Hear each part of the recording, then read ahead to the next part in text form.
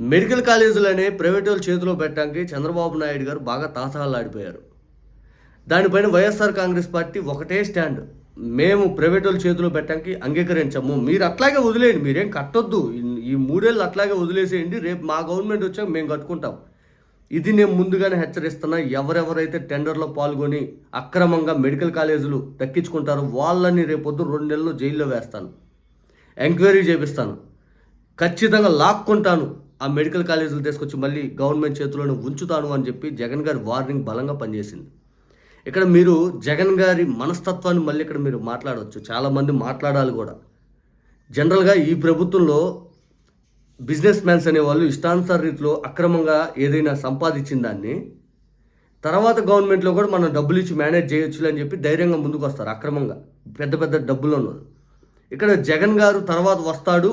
ఈరోజు మనం అక్రమంగా ఏదైనా చేసినా జగన్ గారు మనల్ని ఇబ్బంది పెడతాడు, లోపలేస్తాడు. కనుక జగన్ గారు ఇట్లా డబ్బులకు లొంగే వ్యక్తి కాదు.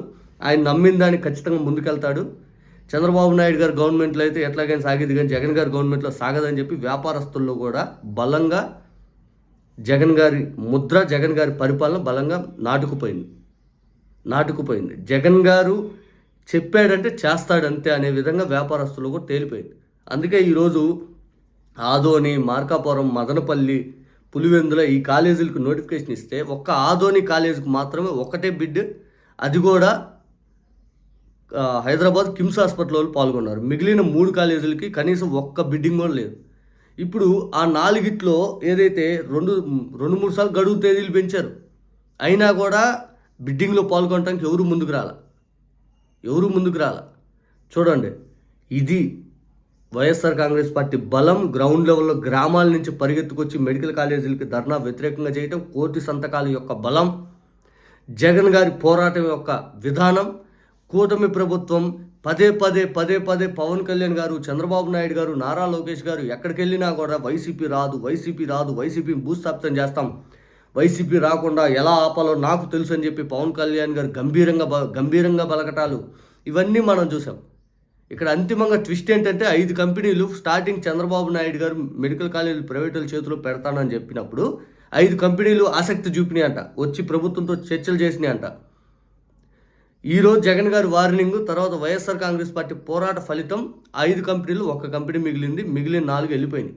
మిగిలిన 4 మాకు వద్దులే అండి 5 అని చెప్పి వెళ్ళిపోయినాయి. ప్రజలకి మెడికల్ కాలేజీల యొక్క ఉపయోగం ఏంటి? మెడికల్ కాలేజీలు అనేవి ప్రైవేట్ వాళ్ళ చేతిలో కాకుండా గవర్నమెంట్ చేతిలో ఉంటే ఎంత లాభం? ఫ్రీగా పేదవాడికి విద్య అందిద్ది, ఫ్రీగా పేదవాడికి మల్టీ స్పెషాలిటీ రేంజ్లో అక్కడ వైద్యం అందుద్ది. ప్రభుత్వం మెడికల్ కాలేజీలు మెయింటైన్ చేస్తే సీట్స్ పెరుగుతాయి, పీజీ సీట్లు ఎక్కువ వస్తాయి. కేంద్ర ప్రభుత్వంతో సకాలంలో మాట్లాడుకోవడానికి మంచిగా ర్యాపో ఉంటుంది ఎన్ఎంసీ తోటి. ఇవన్నీ పూర్తి స్థాయిలో గవర్నమెంట్ పరిధిలో ఉంటే అంతిమంగా పేదవాడికి లాభం చేకూరిద్ది అని చెప్పి జగన్ గారి పోరాట ఫలితం ఇదంతా. రేపు చంద్రబాబు నాయుడు గారు దీని నుంచి ఇంకో పెద్ద స్కెచ్ చేస్తారు. ఎంత స్కెచ్ చేసినా ఇంకొకరి చేతిలో పెట్టాలి, ఇంకొకటి ఏదో లూపోలు ఎతికి ఇంకొకరి చేతిలో పెట్టాలని ప్రయత్నం చేసినా కూడా వైసీపీ రేపు గవర్నమెంట్లోకి వచ్చిన 2 నెలలకే జగన్ గారు చెప్పినట్టు ఆయన మాట అంటే మాటే ఎంక్వైరీ చేసి వాళ్ళని లోపలేస్తాడు 100%. ఈరోజు బిడ్డింగులు రాలేదు 5 అని చెప్పి మళ్ళీ రాజకీయ గేమ్ ఏదైనా తిప్పి మళ్ళీ మీ ప్రయోజనాలు మీరు చూస్తారు. మీతో ఆషామాషి గేములు కాదు ఇవి. మీరు వేసే వ్యూహాలు అట్లా ఉంటాయి. అవి ఒకటి ఉప్పు పప్పు పనికిరాదు. జనాల్ని ఎట్ట నాశనం చేద్దాం, జనాల్ని ఎట్ట నెత్తిని చేతిని పెడదామా, ఇదే ఆలోచనలు. ప్రజలకు ఉపయోగపడి ఈ పని చేసాం ఈ 18-20 నెలల కాలంలో ఒక్కటి చెప్పలేదు. ఏమన్నంటే భూతద్దంలో చూపిస్తారు. ఆ భూతద్దంలో మీరే కాని రావట్లేదు అన్నట్టు. ఏదేమైనా మెడికల్ కాలేజ్ అంశంలో వైఎస్ఆర్ కాంగ్రెస్ పార్టీ స్టాండ్ ఇంతే బలంగా ఉంటుంది. రేపు పొద్దున మళ్ళీ గవర్నమెంట్ పరిధిలో తీసుకొచ్చుకుంటాం.